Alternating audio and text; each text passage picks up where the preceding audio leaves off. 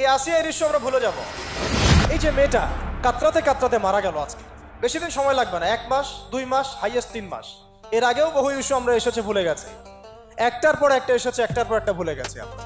আপনারা দেখে নিয়েন 3 মাসের মধ্যে এই মেয়েটাকে সবাই ভুলে যান এবং যাবো ভবিষ্যতে। লিখে নেন আপনারা, এই বাচ্চার কথা কেউ মনে রাখবে না, এই বাচ্চাটার কথা কেউ মনে রাখবে না।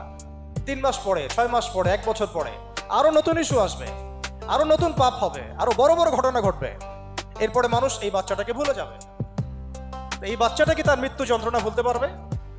তার সম্মানহানি ভুলতে পারবে? তার পিতামাতাকে ভুলতে পারবে? এখন প্রশ্ন হচ্ছে, তার পিতাকেও যদি আমরা জিজ্ঞাসা করি, ইসলামে রেপের শাস্তি হচ্ছে মৃত্যুদণ্ড, আর ব্যভিচারের শাস্তি হচ্ছে অর্ধেক কোমর পর্যন্ত পুঁতে পাথর নিক্ষেপ করে হত্যা করা। এবং বিবাহিত ব্যক্তি হলে এই শাস্তি, অবিবাহিত হলে 100 বেত্রাঘাত, 1 বছরের নির্বাসন এবং সমাজ থেকে বয়কট করা, আর ধর্ষণ হলে সরাসরি মৃত্যুদণ্ড। 3 মাস সময় লাগার কথা না, 3 দিনের মধ্যেই করা সম্ভব। এটা শরিয়া আইন, এটা আল্লাহ রাব্বুল আলামিনের শরিয়া বিধান। এখন তারাও কি এটাতে রাজি হবে?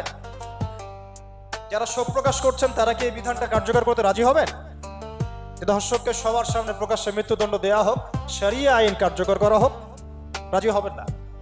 কারণ আপনারা বলবেন এটা করতে গেলে বাংলাদেশ থেকে মৌলবাদী রাষ্ট্র হয়ে যাবে। তো সমস্যার গোড়ায় আপনারা যেতে চান না, ডালপালা নিয়ে নাড়াচাড়া করেন। জেনা ফ্রি মিক্সিংটাকে উন্মুক্ত করে দেয়া হলো, ছেলে মেয়ের অবাধ বিচরণটাকে উন্মুক্ত করে দেয়া হচ্ছে। একটা চরম ক্ষুধার্ত মানুষদের সামনে যদি আপনি খাবারকে উন্মুক্ত করে রাখেন, এরপরে যদি কেউ জোর করে খাবার খেয়েও ফেলে, শুধু কি আপনি খাদকের দোষ দিবেন?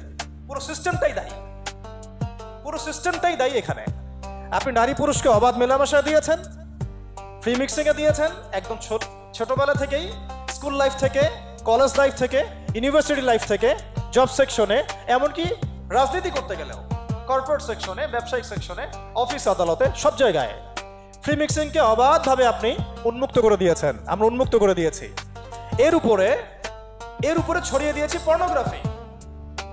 পর্নোগ্রাফি সবার ফোনে ফোনে। পর্নোগ্রাফি দেখতে থাকলে একটা মানুষ বাচ্চাকে না, কয়েকদিন পরে পশুর সাথেও জেনা করতে পারে। যদি সামনে দেখেন যে মানুষ পশুর সাথে জেনা করেছে, আপনারা অবাক হতে পারেন, আমি অবাক হব না। কারণ পর্নোগ্রাফি মানুষকে পশুর সাথেও জেনা করতে শেখাবে। বাচ্চা তো কিছুই না। এর উপর আছে বিবাহ বহির্ভূত সম্পর্ক, ব্যভিচার, জিনা, ফ্রি মিক্সিং, ভ্যালেন্টাইন্স ডে এর মতো দিবসগুলো পালন করে ছেলে মেয়ের অবাধ মেলামেশা। আর এই জেনাগুলোকে আমরা বলছি কাছে আসার গল্প, যেখানে ওর উপরে 100 বেত্রাঘাতের শাস্তি অলরেডি মজুদ হয়ে গেছে। আর কতগুলো যে জেনা হয়েছে এটা তো আল্লাহ পাক ভালো জানেন। একটা দুইটা তো করে নাই, একটার পর একটা চেঞ্জ করেছে। বিবাহিত ব্যক্তি পর্যন্ত অন্যের স্ত্রীর সাথে জেনা করেছে। আর এটা তো ধর্ম তো অনেক বড় বিষয়, ধর্ম তো অনেক বড় বিষয়। এটা তো একটা মানবতা বিরোধী অপরাধ, এটা তো একটা মানবতা বিরোধী অপরাধ। এখন সমস্যা কি এক কেন্দ্রিক? এটা বহুমুখী সমস্যা। ফ্রি মিক্সিং রেখেছেন, পর্ন চালু করে দিয়েছেন, এবং সবচেয়ে বড় কথা, এর শরঈ বিচারটুকু নিশ্চিত হচ্ছে না। তাহলে সমাজের মধ্যে এগুলো কমবে না বাড়বে? সিম্পল, সমাজের মধ্যে এগুলো বাড়বে। 6টা কাজ করেন, ইনশাআল্লাহ তাআলা কমে যাবে। প্রথমত শরঈ পর্দা নিশ্চিত করেন, দ্বিতীয়ত ফ্রি মিক্সিং বন্ধ করে দেন, তৃতীয়ত আপনারা জেনার শাস্তি চালু করেন, চতুর্থত সমকামিতা বন্ধ করেন,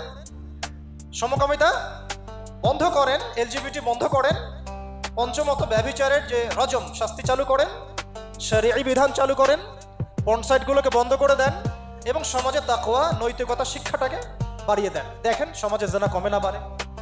কিন্তু কেউ এই সমস্যার গোড়ায় যাবে না। একটা ইস্যু আসবে, একটা ইস্যু যাবে। আজকে আপনার বোন তো কালকে আমার বোন, কালকে অমুকের বোন, কালকে তার মেয়ে, নিজের ঘর পর্যন্ত চলে আসছে। আর কয়টা রিপোর্টই বা আমাদের সমাজের সামনে আসে? যে কয়েকটা রিপোর্ট সামনে এসেছে এগুলো 50%ও না। বহু মেয়ে এগুলো বলতেও পারে না লজ্জায়। আর আমি তো ওইসব মেয়েদের ব্যাপারে কথা বলা ছেড়ে দিয়েছি, যারা স্বেচ্ছায় নিজের ইজ্জতকে বিলি দেয়। তাদেরকে আমি আমার বোন পরিচয় দিতে লজ্জাবোধ করি। সমাজ থেকে গায়রত, ব্যক্তিত্ব, পর্দা, শালীনতা, হিজাব এগুলো উঠিয়ে দেওয়া হয়েছে। আপনারা কি দ্বীনি অঙ্গনের তসলিমা নাসরিন হতে চান নাকি? তারা কি দ্বীনি অঙ্গনে তসলিমা নাসরিন হতে চান?